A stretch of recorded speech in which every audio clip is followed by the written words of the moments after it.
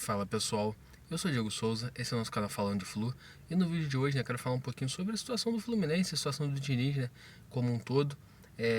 Tudo que foi falado ontem pós-jogo e tal, o que pode acontecer hoje. Mas eu queria pedir sua ajuda. Se você está inscrito no canal ainda, se inscreve, dessa moral pra gente. Lembrando, a gente está na meta de chegar aos 10 mil inscritos. Agora está faltando 1.100 inscritos aproximadamente. Então se inscreve aí, dessa moral pra gente, dá essa força pra gente conseguir chegar na nossa meta. E sem mais delongas, bora pro vídeo. E vamos falar, Ontem a gente já fez um pós-jogo ontem falando sobre a atuação do Fluminense, que foi uma atuação muito ruim. É mais uma atuação ruim. Embora tenha a polêmica lá do lance do Calegari, o Flamengo foi muito melhor. Eu acho que não tinha necessidade de marcar aquele pênalti pro Flamengo. O Flamengo provavelmente conseguiria vencer a partida, porque o Fluminense não estava conseguindo criar, estava entregando muitas oportunidades pro Flamengo. Só que o árbitro deu sempre aquela forcinha. Mas dito isso, tirando isso também, aquela situação foi muito ruim, foi péssima essa atuação.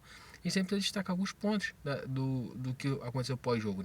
O Diniz veio para a coletiva e falou, deu uma coletiva até mais branda do que normalmente ele dá, porque ele sabe que a pressão cada vez sobe mais sobre ele, que a chapa está esquentando pro lado dele.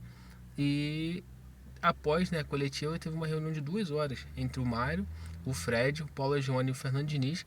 E hoje está marcado mais uma reunião entre eles no CT. O que para mim já de fato é que o trabalho do Fernando Diniz para mim já chegou ao teto. Não, ele não vai conseguir mais fazer esse time jogar.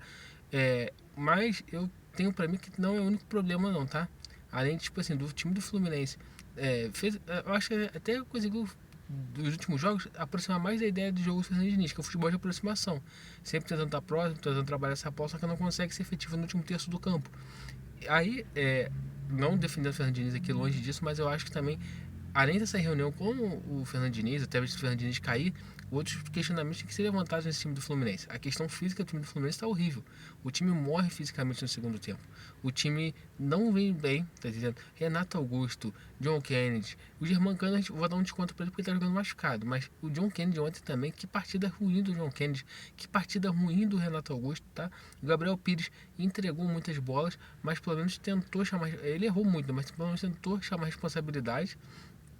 E vamos ver o que vai se definir nessa reunião de hoje. O certo é que o Fluminense está afundado na zona de rebaixamento, vai precisar fazer uma recuperação muito grande para não ser rebaixado, e ainda temos as outras competições. E sem contar também um ponto que a gente tem que destacar, é a questão de receitas. O Fluminense projetou para esse ano ficar em quinto lugar no Brasileiro, chegar sempre na Libertadores e chegar às quartas de final da Copa do Brasil. Se o Fluminense não chegar a esses resultados esportivos, que no Brasileiro está cada vez mais distante, com o futebol que vem jogando não vai chegar nessa fase da Libertadores, e muito menos na Copa do Brasil, pode ser que ela consiga avançar mais uma fase.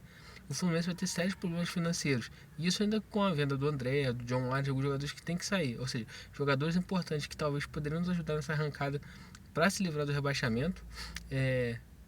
Tipo assim, o André já até esperado sair, mas por exemplo, John Ares, tinha esperança dele ficar, mas eu acho que dependendo da Copa América que ele fizer, inclusive estreia na Copa América hoje, dificilmente ele fica no Fluminense. Então é um cenário muito caótico, é um cenário muito complicado para o time do Fluminense conseguir reagir, e a diretoria do Fluminense precisa ter uma tomada de decisão logo. Se é para tirar o Diniz, tira de uma vez, não fica dando mais chances. Vamos esperar contra o Vitória para ver se melhora. Eu acho que não vai melhorar, então tu não pode ficar fazendo apostas. Se tiver que trocar, troca de uma vez, porque o treinador chega, implementa sua filosofia de jogo, começa a implementar seu estilo de jogo, e a gente vai somando pontos para a briga contra o rebaixamento e já prepara esse time para a Libertadores. Porque eu acredito muito também, que eles vão esperar o jogo contra o Vitória, e aí numa derrota contra o Vitória não vai ter mais como esperar, você vai ter que trocar o treinador, mas se eu sou a diretoria do Fluminense, trocaria de uma vez. Outro lado também, a gente tem que começar a analisar quem são os nomes disponíveis no mercado. Eu iria por hora com o Marcão, mas o Cuca parece que vai ser do Atlético Paranaense também. O Cuca acho que teria um bom nome aí para trabalhar no Fluminense, para conseguir tentar reerguer esse time do Fluminense aí, desse momento ruim, caótico. Só que também, como eu falei, as outras situações também têm que ser tratadas. Chamar o departamento de futebol, chamar a preparação física. Cara, o que tem que fazer? Tem que mudar isso aqui. Tem que ter de alguma forma um jeito de fazer esse time melhorar fisicamente, porque o time tá péssimo. Nem que trabalha em bloco, tira 5, faz uma preparação física diferente com esses 5, bota os caras na ponta dos cascos, depois trabalha os outros 5, porque também o time vem muito mal fisicamente. Cara, o que o John Kennedy jogou ontem, ele não acertou uma jogada, tá entendendo? O Cano, coitado, não viu a cor da bola. Renato Augusto, péssimo na partida. Então isso também tem que ser pontos destacados até nessa mudança de treinador, caso ocorra, para o próximo treinador que vir consiga realmente ter um time mais equilibrado, um time melhor fisicamente, um time melhor tecnicamente, porque senão não vai adiantar também. E para mim o grande erro de planejamento do Fluminense foi no retorno. Queimaram muitas etapas para ganhar a Recopa Sul-Americana e hoje a gente paga um preço muito alto por isso, então tem que se acertar isso logo antes que seja tarde demais. Então pessoal, esse vídeo aí, se você gostou, deixa seu like, se inscreve no canal, compartilha com os amigos tricolores, compartilha nos grupos tricolores e ajude o Falando de Flu a chegar cada vez mais longe. Saudações tricolores e até a próxima.